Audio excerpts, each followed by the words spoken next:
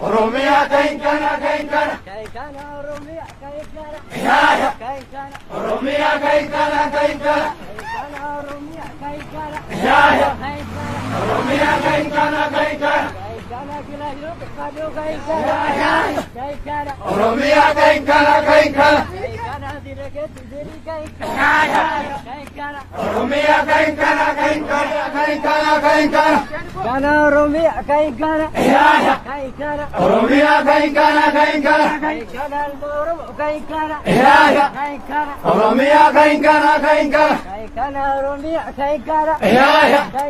Oromia kain kana Kana Oromia kain kana Oromia kain kana Oromia kain kana Oromia kain Oduu keenya oolmaa Oromiyaa ka guyyaa har'aatiin immoo gara Oromiyaa kaabaatti kan arganne qophii addaa kanatti qabannee isiniif dhiyaanneerra amma xumura sagantaa keenyaatti nu wajjin tura qophii addaa kana wajjin har'aa jiruudataati. Ejjeefamuu artistaa Haacaaluu Hundeessaa wajjin wal qabatee ta'eewwan Oromiyaa keessa deemaa jiran yeroo yerootti isiniif himaa turuun keenya ni yaadatamaa. Bu'uuruma kanaan dura uummanni keenya Oromoo Walloo keessa jiraatu yeroo garaagaraatti duulli mootummaa naannoo Amaaraaf naannoo Affaariin itti gaggeeffamaa ture. Eenya kana immoo torbanuma kana keessa aanaa dawwe harawaa keessatti bakka Uraanee Salaamaa, Kataaroo fi Booraa jedhaman manneen miseensota waraana bilisummaa Oromoo kan ta'an maatii isaanii ijoollee keessan yoo qeetti hin dachaasne diigamee asii baduu qabdu buqqa'uu qabdu nama malee lafa hin qabdan jechuudhaan mootummaan naannoo Amaaraa duula irratti gaggeessaa jiraachuutu dubbatama. Qophii addaan keenyas dhimma kana laalchisuutiin kan qindeeffanne ta'a.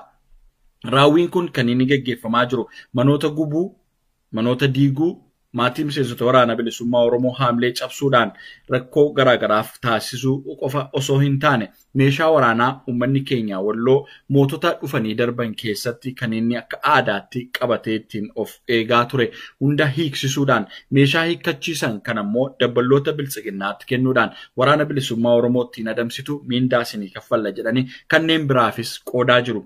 Raawwiin kun kan inni gaggeeffamu jiraattota Amaaraa kan daangaa naannoo Wallootiin jiraatan irraa meeshaan hiikamaan jiru. Kanneen kan Affaares irra caalaa yunumaayyuu rasaasa deeggarsa garaagaraa mootummaan godhaafii jira. Uummata keenya Walloo garuu meeshaarraa eegsisaa jiru. Torban kana keessa gaataa'eewwan achitti raawwatan ilaalchisee jiraataa aanaa dawwe harawaa tokko wajjin gaaffiif deebii bilbilaan goonee qabnaa garasittan isin dabarsaa nu caqasa.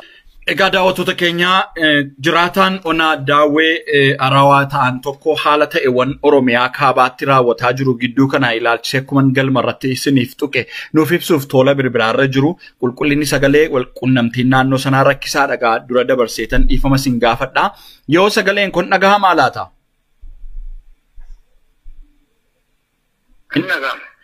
Hayyee isin jiraata ona dawwe harawaati Oromiyaa kaabaa Walloo jechuu kooti. Mee gidduu kana humni addaa naannoo Amaaraa addatti Oromoo Walloo kamisee keessa yeroo kamisee irraa jalqabee aanolee ollaa garaagaraa keessatti meeshaa waraanaa yeroo dheeraadhaaf uummanni kun aadumaan qabataa ture irraa addatti hiikkachiisuudhaan loltoota Affaarii fi naannoo Amaaraa immoo deeggaruudhaan rakkoo irraan qaqqabaa jira kan jedhudha kan inni odeeffadhe. Kana malees immoo meeshaa erga sassaabanii booda immoo deemaa waraana bilisummaa Oromoo sakatta'aadhaan immoo warreen mootummicha deeggaranitti meeshaa qoodaa jiru kan jedhudha odeessi jiru. Mee isin akka jiraataa tokkotti maaltu deemaa jirame? Wallahi kana deemaa jira sila kana walirratti waraana bilisummaa Oromoo ta'uu kana jira jechaa jiranii kanallee wanni takkaa'u madura hin jiru ture uummatuma keenyatu jiraataa jira balaaleffatanii uummata dararaa jiranii mana irraa jiranii daa'imman immoo mana hidhaa keessaa jiranii humna addaatti bashannananii mata shane jiranii tuma mata bilisummaa Oromoo jiranii nama qotee bulaa qabeenya magaalaa jiraataa jiru kamitti jiraataa isa jiru jiraame isaa eegaa jiran akka ta'e immoo humni addaa mootummaa naannoo Amaaraa dhiibaa jira gadirra immoo Affaariin immoo akkasumatti lafee gurguratamee ta'uu murallee akkasumatti mana irraa bukkisaa jiranii mana digdamaatti irraa bukkifamee jira amma. Mee gara manoota naannoo Booraa, Kataaroo, Uraanee, Salaamaa irraa manoonni gara 24 gubachuu jiraataan tokkos bilbilaan naaf himanii turan. Garasitti nan dhufa. Mee wanti meeshaa hiikkachiisu kun sirnumaan uummati keenya Oromoo kaaba Oromiyaa keessa jiraatu mootummaa dhufee darbaatiin meeshaa qabateetu deema. Namoota irraa meeshaa hiikaniitu immoo kanneen warra mootummaa biltsiginnaa deeggaru kanatti kennaa jiru jedhama. Inni kunoo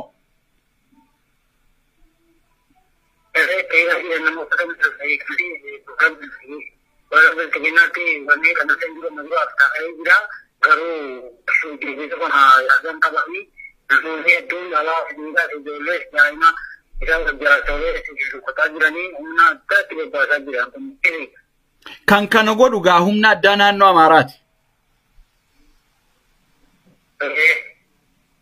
Isa kana qaama mootummaatti himattanii qaama mootummaa yommuu jedhu fakkeenyaaf naannoo Amaaraa jalatti kanneen bulchanii godina addaa naannoo Oromiyaa jedhamee warri bulchaa jiranii sinuma keessaa warri ba'e mootummichaa deeggaraniyyuu malee qaamni kun akka meeshaa hin hiikkanne uummanni keenya kan jedhu dhiyeeffattanii waan deebii argattan qabdu moo isaanis qaamuma warra hiikkachiisuuti?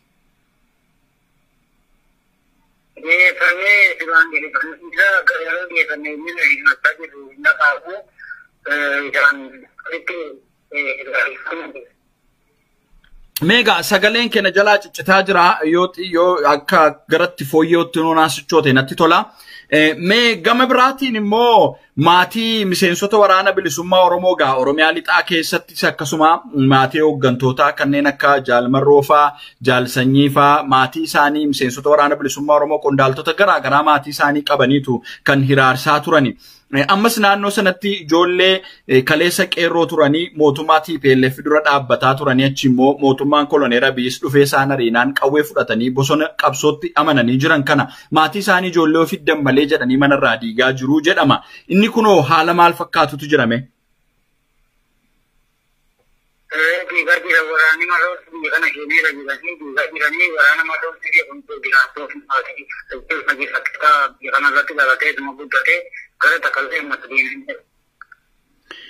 manoonni gammaatti diigamanii wanti isin lakkoofsaan quba qabdan jira?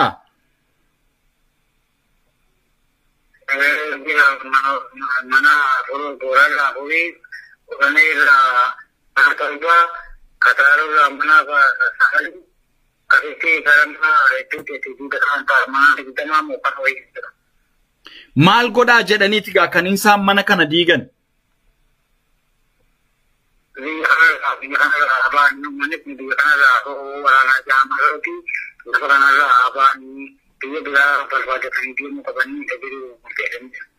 Warri diigu kun humna addaa naannoo Amaaraati.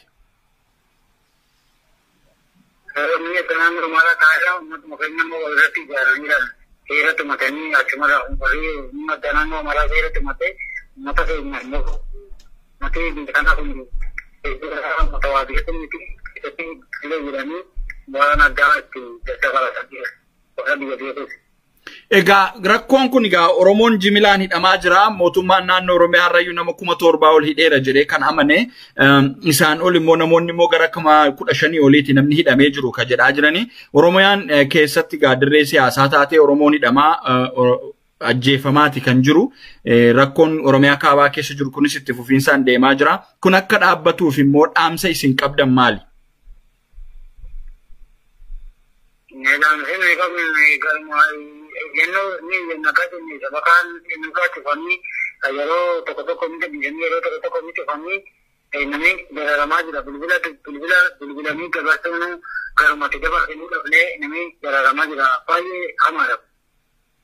Kanaafuu maalti ta'uu qaba jettu?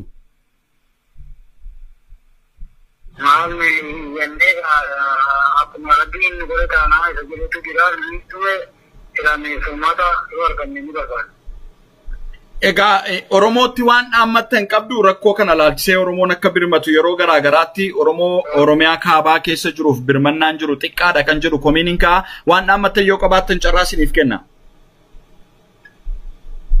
Oromoon akka birmatu akka watee keessa gadi nuraalee nu qabu harawa waliin taasisneen haala Oromiyaa kaabaa keessa jiru akka hubannoo argattan abdiin qaba. Egaa uummanni keenya Oromiyaa kaabaa keessa jiraatu rakkoo kallattii garaa garaan itti dhufaa jiru kana amma humna isaatti ofirraa ittisuuf tattaaffii godhataa jira. Uummanni Oromoo birmannaa xiqqaa godhaa jiru kana jabeessee uummata keenya walloof birmachuu qaba kan jedhu dhaamsa keenyadha. Miidiyaaleen garaa garaas sagalee ta'uudhaan rakkoo isaanii kana hubachiisuutu irraa eegama kan jedhu dabalata dhaamsa keenyaati. Sagantaa keenya kanumaan goolabannaa walaloo taanuu qarreen aanaa dawwe qopheessiteen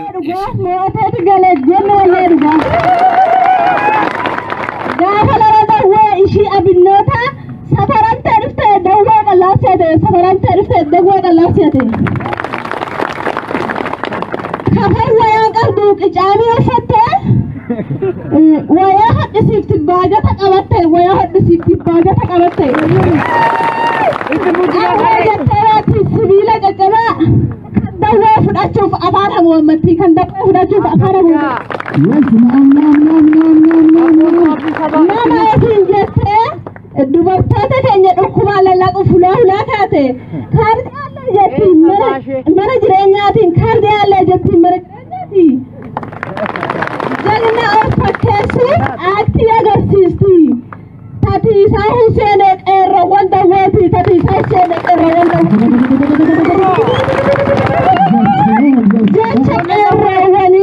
jecha qeerroowwanii jaranirraa baasaa afaan nagahaatiin jarati humna waan arganii asiin waasanii qeerroo ana ilma dhiiraa ammas garsiisa kaatagaa qeerroon dawwee tokkummaa ijaarte kaatagaa salaamaan